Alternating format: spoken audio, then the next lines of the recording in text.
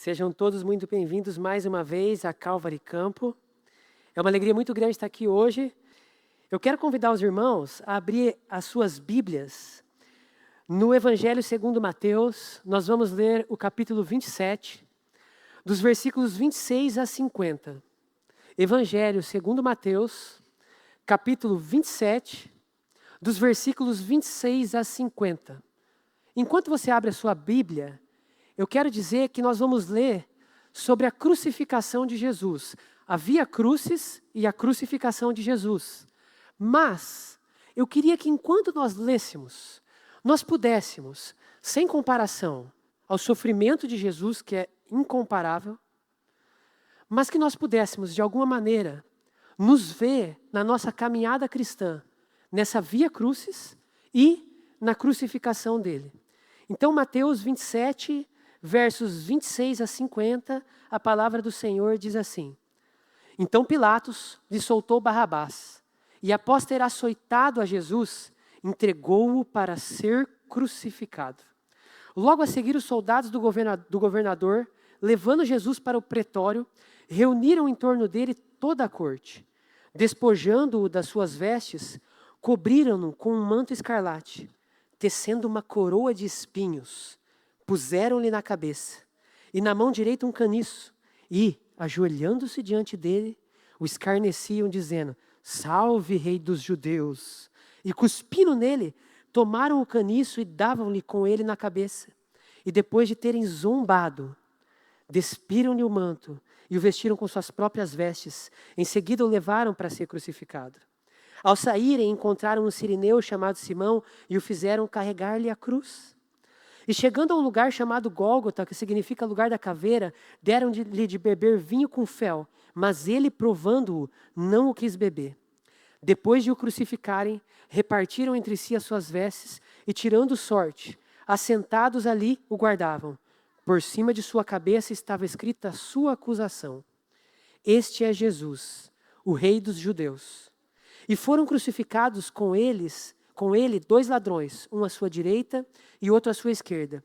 E os que iam passando blasfemavam dele, meneando a cabeça, dizendo: Ó tu que destróis o santuário e em 3 dias o reedificas, salva-te a ti mesmo, se és filho de Deus, desce da cruz. De igual modo, os principais sacerdotes com os escribas e anciãos escarnecendo diziam: Salvou os outros e a si mesmo não pôde salvar-se? É rei de Israel? Desça da cruz, e então creremos nele. Confiou em Deus? Pois venha livrá-lo agora, se de fato lhe quer bem. Porque diz: Sou filho de Deus. E os mesmos impropérios lhe diziam também os ladrões que haviam sido crucificados com ele. Desde a hora 6ª até a hora 9ª houve trevas sobre toda a terra.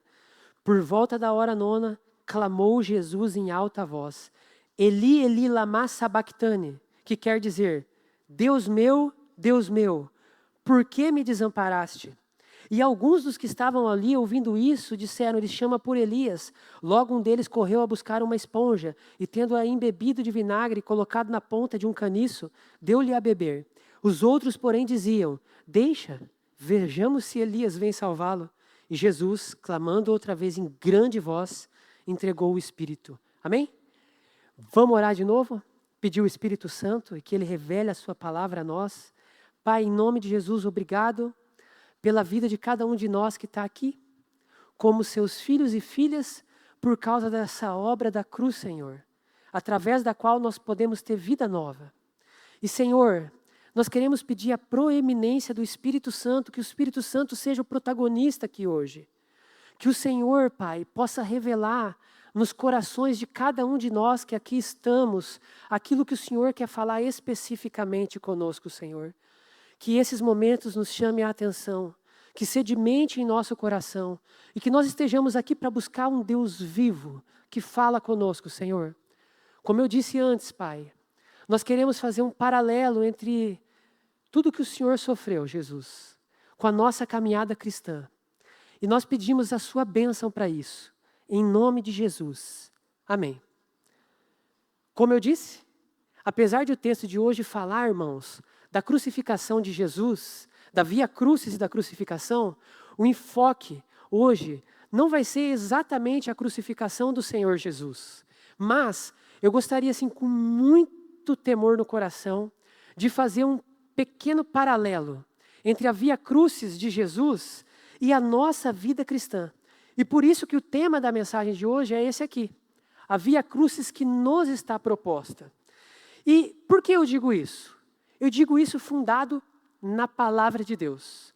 Em Mateus 16, 24, foi o próprio Jesus que disse: se alguém quiser vir após mim, renuncie-se a si mesmo, tome sobre si a sua cruz e siga-me. Então, nós também temos uma via crucis que o próprio Senhor Jesus nos anunciou que nós deveríamos trilhar.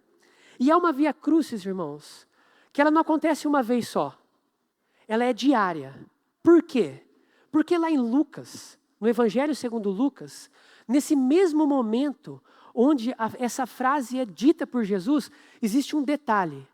Jesus fala que se alguém quiser vir após mim, a si mesmo se negue e, dia após dia, tome a sua cruz e siga-me.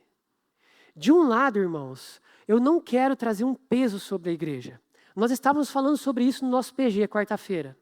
Um irmão falou assim que, às vezes, a gente vê alguns irmãos cristãos olhando para a vida cristã como se fosse um peso, uma dificuldade, dá até desgosto de viver essa vida. E essa não é a verdade. Pelo menos, essa não é a verdade daqueles que estão tomando a sua cruz e indo após Jesus. Porque tomar a sua cruz e ir após Jesus é, sim, maravilhoso, apesar das dificuldades. Mas, por outro lado, por um lado não queremos trazer essa dificuldade extrema, mas por outro lado nós também não queremos retirar a importância de se tomar a sua cruz e seguir Jesus. Por quê? Porque também foi o próprio Jesus que disse em Lucas 14, versículo 27, que qualquer um que não tomar a sua cruz e não vir após mim, após Jesus, não pode ser meu discípulo. E se nós não pudermos ser discípulos de Jesus, nós não o podemos conhecer. E se nós não o pudermos conhecer, nós não poderemos viver com Ele eternamente. Então, é de suma importância que nós tenhamos um pequeno vislumbre hoje do que é esse caminho. Certo momento, Jesus disse que qual é o homem que vai edificar a sua casa e ele olha, faz cálculo e analisa se ele pode chegar até o final. Porque se ele começa a construir, mas não consegue, não tem dinheiro para ir até o final, isso seria uma vergonha. Então esse é o objetivo de hoje. Isso é o que eu creio que o Espírito Santo quer nos falar nessa noite de Santa Ceia. Sobre esse maravilhoso caminho. Para que nós tenhamos a ciência, mas mais do que isso, o desejo de seguir esse gracioso, poderoso, maravilhoso caminho de cruz que nos está proposto. E eu começo no verso 26, que nós lemos hoje, o primeiro versículo. O que eu quero chamar a atenção nesse versículo é que na parte final dele, a palavra de Deus fala que Jesus foi entregue para ser crucificado. E nós também. Nós também somos entregues a ser crucificados. Talvez não no sentido literal.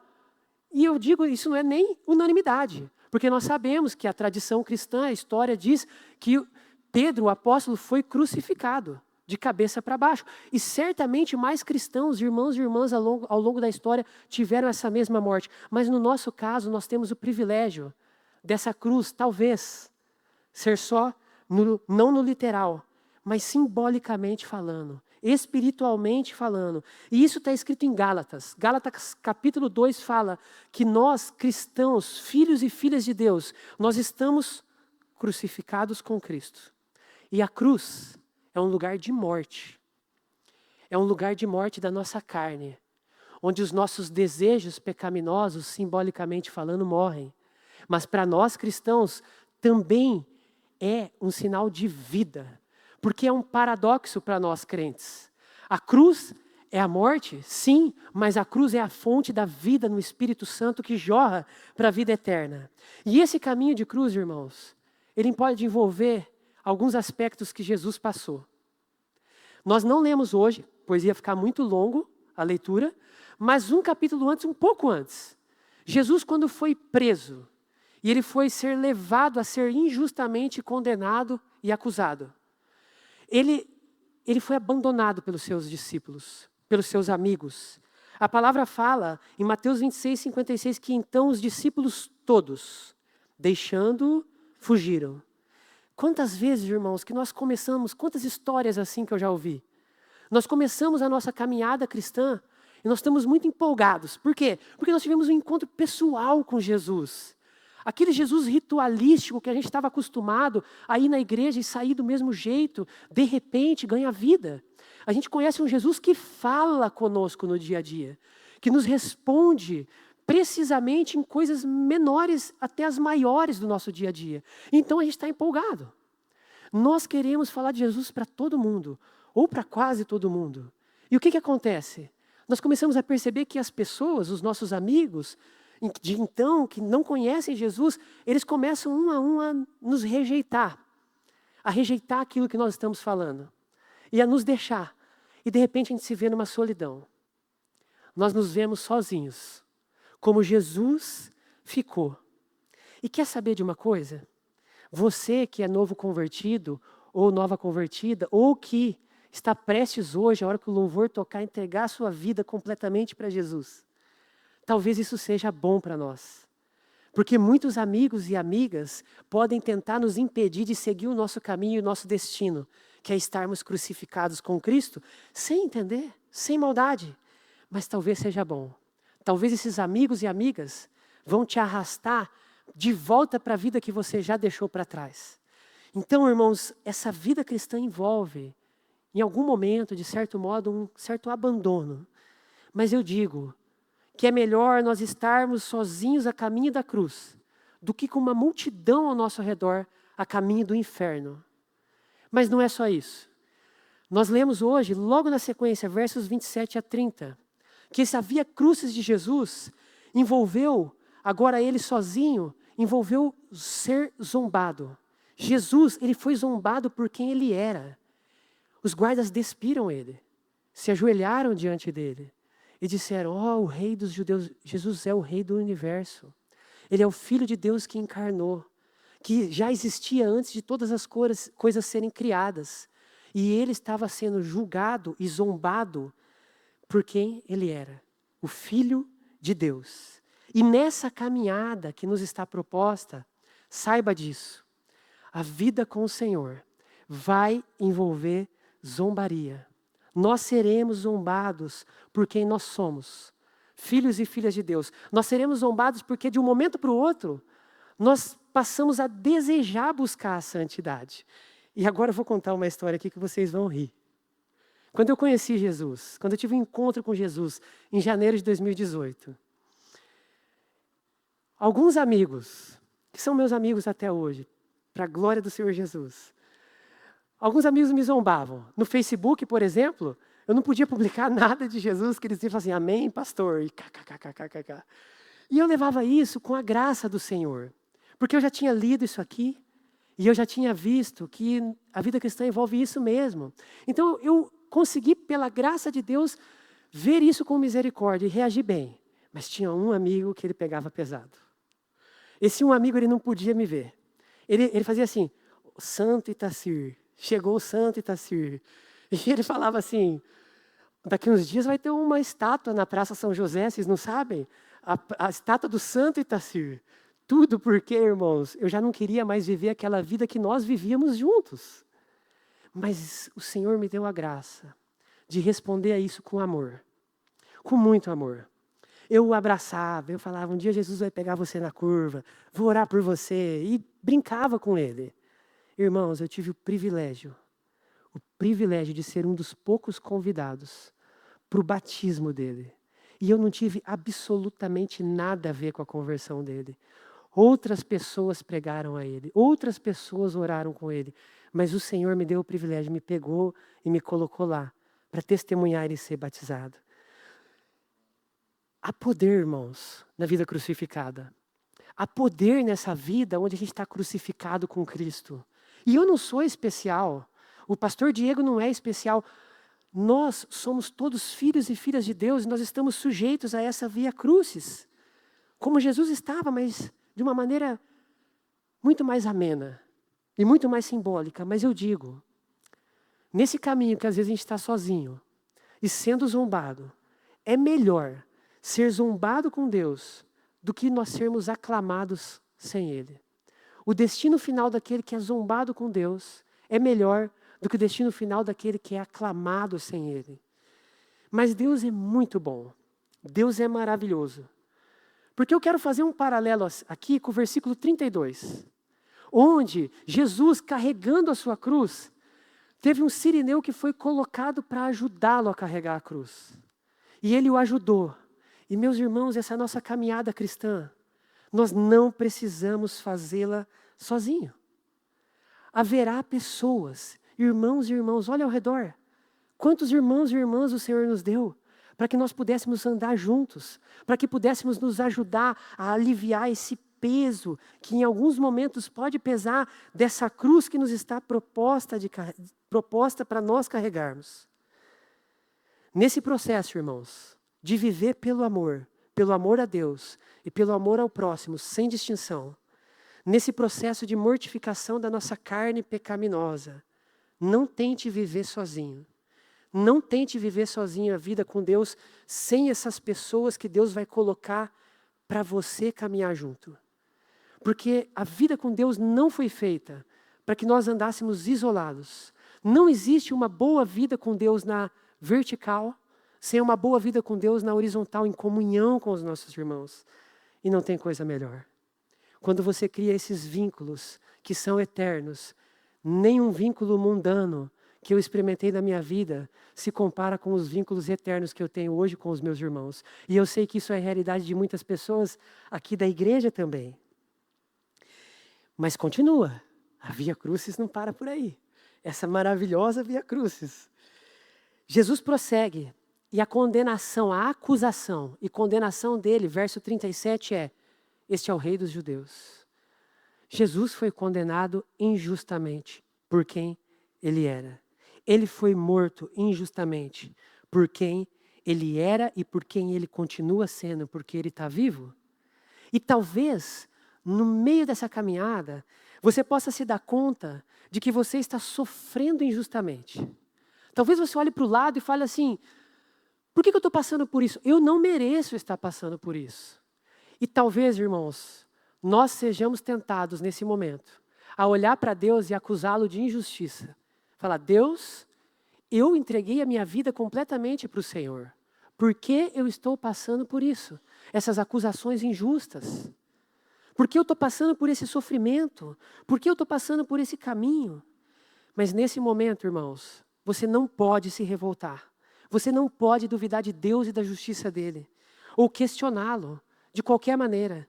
Lembre-se que você está trilhando um caminho, que é o caminho da cruz, para estar crucificado com Cristo. E que esse caminho da cruz tem um propósito. E que foi para isso mesmo que nós fomos chamados. E quem diz isso não é o Itacir, é a Bíblia. Não precisa abrir, mas eu vou pedir licença para ler a primeira carta de Pedro, o capítulo 2, 19 a 21, caso alguém queira de qualquer maneira abrir. Pedro diz o seguinte para essa igreja: irmãos, é louvável, que por causa da sua consciência para com Deus, você suporte aflições, ainda que sofra injustamente. Porque que vantagem há em suportar açoites recebidos por você ter pecado? Mas se vocês suportarem o sofrimento por terem feito o bem, isso é louvável diante de Deus. Para isso que vocês foram chamados. Pois também Cristo sofreu no nosso lugar e deixou exemplo, para que sigamos os seus passos. Perdão. O que nós precisamos saber? Que de alguma maneira misteriosa, e que talvez nós sairemos entender depois, o Senhor está usando tudo isso que está acontecendo na vida dos seus filhos e filhas, para o seu próprio propósito eterno, para a sua edificação e santificação, e para testemunho, para que possa alcançar outras pessoas. E a caminhada da Via Crucis continua. Essa caminhada maravilhosa e gloriosa com o Senhor. E Jesus, quando ele está lá crucificado, nós não lemos isso. Mas outros evangelhos trazem alguns outros detalhes da crucificação. Então, em João 19, Jesus ele exclama uma palavra. Ele diz o seguinte: tenho sede. E nós sabemos que tudo aquilo que Jesus passou, as palavras que ele falou quando ele estava crucificado, eram cumprimentos de profecias que haviam sido ditas por boca de profetas há centenas de anos antes de Jesus nascer. E essa é uma delas, tenho sede. Mas a sabedoria de Deus, irmãos, é uniforme, é multiforme. Por quê? Porque às vezes, na nossa caminhada cristã, nós vamos ter esse mesmo sentimento de sede e de fome. Talvez seja a nossa carne gritando, querendo ser saciada. Ou talvez é uma fome e sede de Deus que parece que o Senhor já não está mais nos saciando. Mas isso faz parte. Não pare de caminhar. Isso faz parte do processo de Deus para a nossa vida. Não pare de caminhar. Continue andando e continue sendo fiel ao Senhor até o último dia.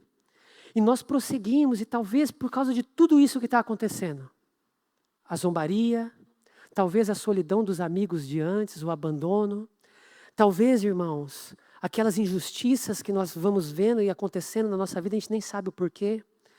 E a gente está com fome e sede de Deus e já não se sente mais tão saciado quanto antes, por algum motivo, nós seremos tentados. Tentados a descer da cruz. Tentados a salvar a nós mesmos. Exatamente como aconteceu com Jesus. Dos versos 40 ao verso 43. Eles passavam e falavam assim: ó tu que salvou aos outros, salve a você mesmo. Desça da cruz, que daí nós vamos crer. Onde está o seu Deus? Onde está o seu Deus que está te deixando passar por isso? Onde está o seu Deus que por meio de você alcançou tantas pessoas e agora você está aí, passando por tantos sofrimentos? Irmãos, não desçam da cruz, não desçamos, não salve a si mesmo, não tenha justiça própria, espere no Senhor e na palavra dEle. Porque imagina se Jesus tivesse descido da cruz. Imagina se Jesus falasse assim: é verdade, eu sou filho de Deus. Eu desço daqui agora, eu salvo a mim mesmo, nós estaríamos perdidos eternamente. O Senhor tem propósito, o Senhor tinha propósito para Jesus. E o Senhor tem propósito para a nossa vida crucificada. Charles Spurgeon, ele disse a seguinte frase, que enquanto o homem tenta salvar a si mesmo, ele rejeita a salvação de Cristo. A nossa justiça deve ser pela fé, e fé no Filho de Deus, que mora em nós, habita em nós pelo Espírito Santo. E a Via Crucis prossegue, quase chegando ao fim. Vai parecer num momento que já não é mais só uma sede e uma fome que não é saciada. Talvez já não é mais a sua carne gritando para encontrar saciedade lá atrás naquilo que você fazia antes de conhecer Jesus. Mas agora vai parecer que Deus te abandonou. Como acontece, Jesus profere essas palavras que também são proféticas. No verso 46, Eli, Eli, lama sabachthani, Deus meu, por que me desamparaste? Sabe aquele momento que chega da crise de fé, da caminhada cristã, onde você vai orar no seu quarto e parece que aquela nossa oração não passa do teto. Parece que o Senhor já não está mais conosco, parece que tudo esfriou e talvez a gente nem percebeu isso. Talvez nós fomos nos deixando e a gente nem percebeu. Deus, cadê você? É o que o nosso coração grita. Mas eu continuo afirmando, confie que tudo faz parte de um plano de Deus eterno e perfeito.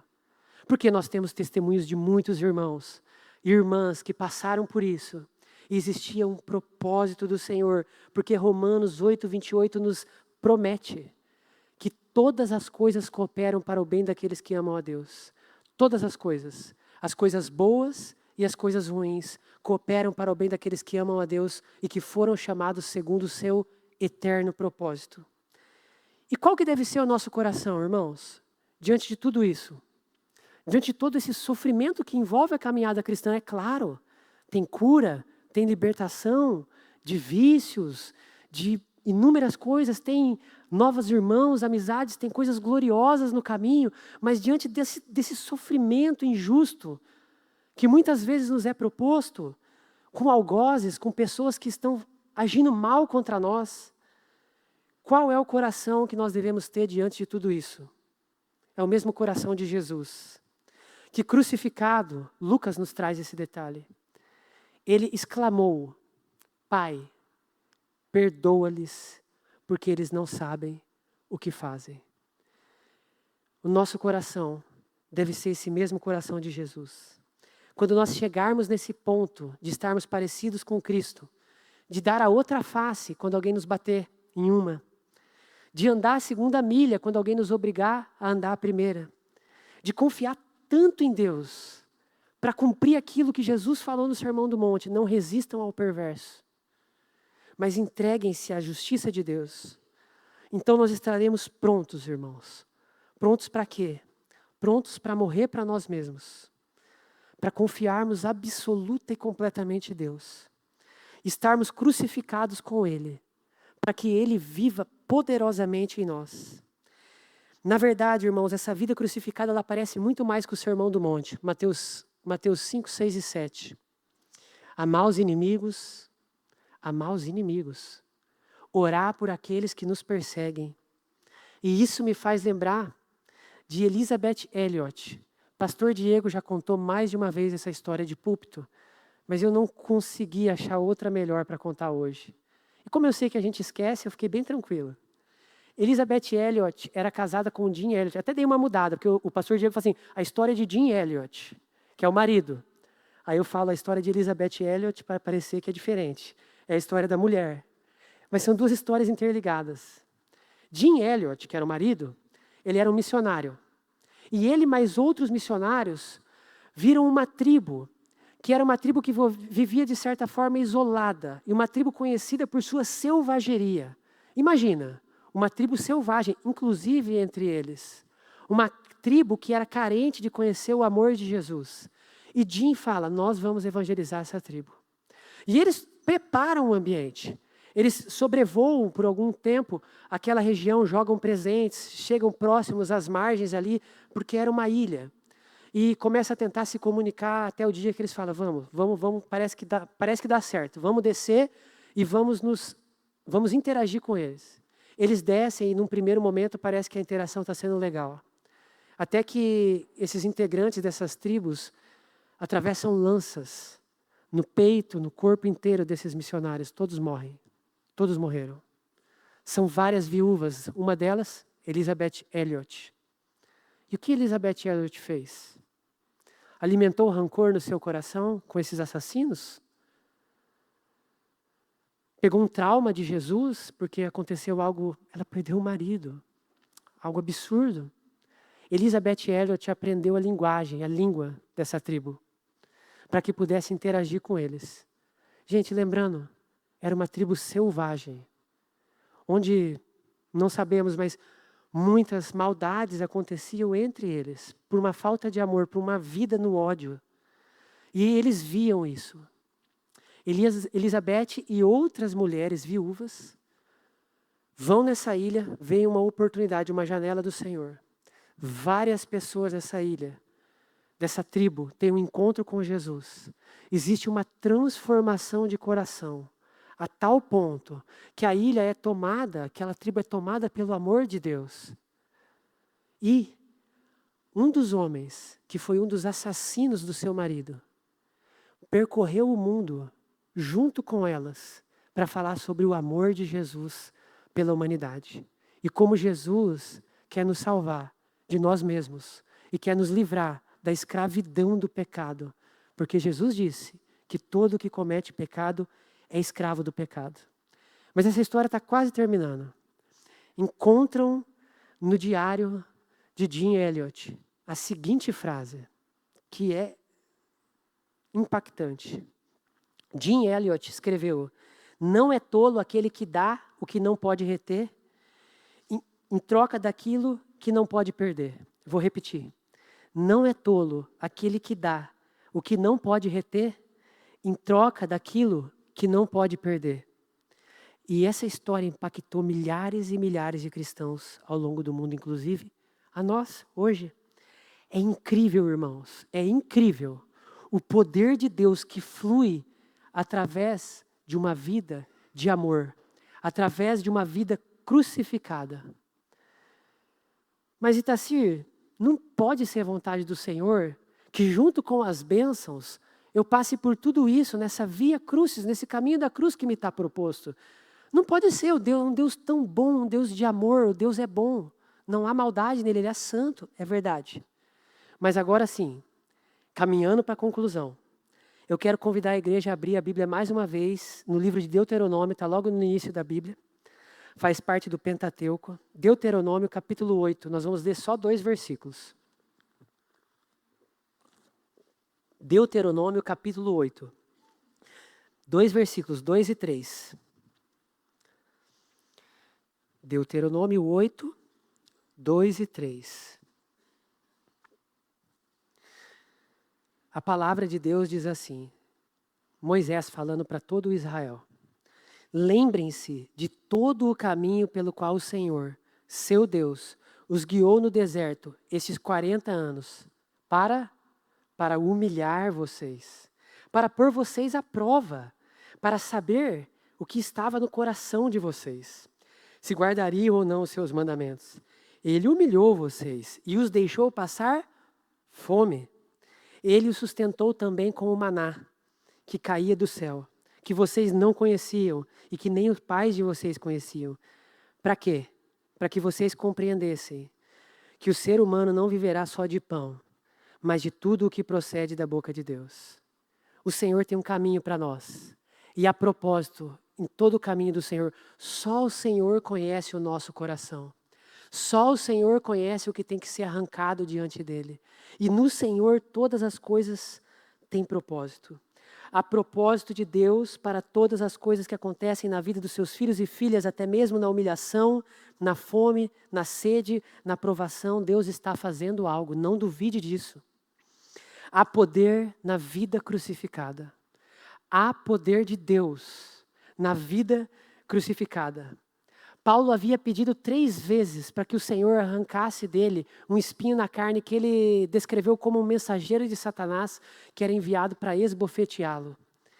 E é muito louca a resposta que Paulo tem do Senhor. A minha graça te basta, porque o poder se aperfeiçoa na fraqueza. E qual é a resposta de Paulo quando ele sabe disso?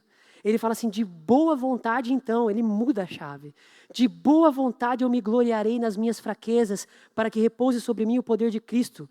Pelo que eu sinto prazer nas fraquezas, nas injúrias, nas necessidades, nas perseguições, nas angústias, por amor de Cristo. Porque quando sou fraco, é que sou forte. Paulo conseguiu enxergar, irmãos, que de alguma maneira o Senhor constrange as pessoas, através desse amor crucificado. Através desse amor sacrificial. Deus é poderoso para transformar nossas aflições, injúrias e necessidades em poder de Cristo, para nos transformar e para alcançar em amor essa multidão faminta nesse deserto que é esse mundo ao nosso redor. A glória de Deus se manifesta quando nós respondemos à injustiça com perdão, entrega e amor. Sabe aquela pessoa que você está retendo o perdão no seu coração?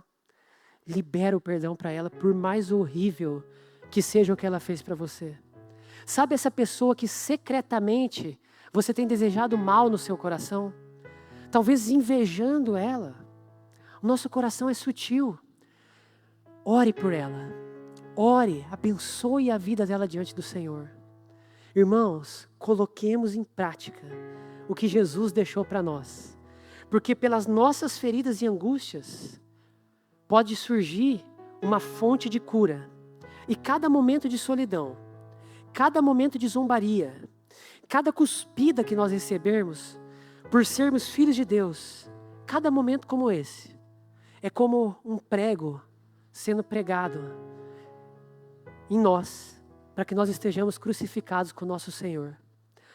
Tozer disse que a cruz não salva um homem, sem que esse homem se ponha sobre ela. A vida com Deus tem cruz, tem morte, tem renúncia. A vida com Deus tem isso. Ela tem isso. Mas ela tem glória, ela tem honra, ela tem salvação, ela tem eternidade, ela tem cura. E não há poder de ressurreição sem cruz. Mas não há cruz sem renúncias. E não há vida no Espírito sem morte da carne. Esse é o convite do Espírito Santo para nós hoje. Para que nós oremos, para que Ele nos dê a graça de, assim como irmãos como Elizabeth Elliot, nós passemos por tudo isso que pode ainda acontecer na nossa vida ou já aconteceu, com a graça e o amor do Senhor abundando em nosso espírito, para que nós transbordemos as pessoas ao nosso redor. Quero convidar você a baixar sua cabeça onde você está e orar junto comigo ao Senhor. Pai, obrigado porque a sua sabedoria é multiforme, Pai. Muitas e muitas coisas na palavra de Deus, além daquela aplicação literal, Pai. Nós podemos ter uma aplicação, Senhor, personalizada ao nosso coração, mas de acordo com toda a sua palavra. Pai, uma aplicação, Pai, espiritual daquilo que está dito, Senhor. E nós cremos que o Senhor deu exemplo em tudo, inclusive no caminho da cruz, inclusive no coração que nós devemos ter quando nós estivermos finalmente crucificados com Cristo. Obrigado por isso, Jesus, e nós queremos dizer, nesse momento, Senhor, nós perdoamos pessoas que nos fizeram mal, Pai. Em nome de Jesus, por amor a Ti, nós perdoamos e confiamos essa pessoa ao Senhor, Pai. Não para que o Senhor faça mal a ela, mas que o Senhor a constranja com o Teu amor, para que ela possa vir a se arrepender, Pai, e Te conhecer. Mais do que isso, Pai, nós entregamos a nossa caminhada na Sua presença, Pai. Que o Senhor limpe todo o ódio do nosso coração. Tudo aquilo que nos impede de termos essa maravilhosa e poderosa vida crucificada com o Senhor. Pai, eis-nos aqui, nos usa para a Sua honra e glória e nos transforma, Senhor, ainda que doa. Em nome de Jesus. Amém. Irmãos, hoje é dia de Santa Ceia. Como eu disse, Santa Ceia me persegue. Então aqui, na frente, nós temos 2 mesas com os elementos. Para quem é a ceia do Senhor? A ceia do Senhor é para todo aquele que crê no Senhor Jesus de todo o coração. Mas, Tacírio, eu sou um pecador. Bem-vindo ao clube. Nós estamos nesse caminho de transformação que nós falamos hoje. Se você errou diante do Senhor, se arrependa agora. Peça a Ele perdão e sente-se à mesa conosco. Porque participar do pão e do suco de uva é participar do corpo de Cristo. É dizer a Ele, eu quero fazer parte do que o Senhor está fazendo no mundo. Eu quero que o Senhor me ensine as suas verdades eternas. Eu quero ter relacionamento com o Senhor. Em nome de Jesus. Amém.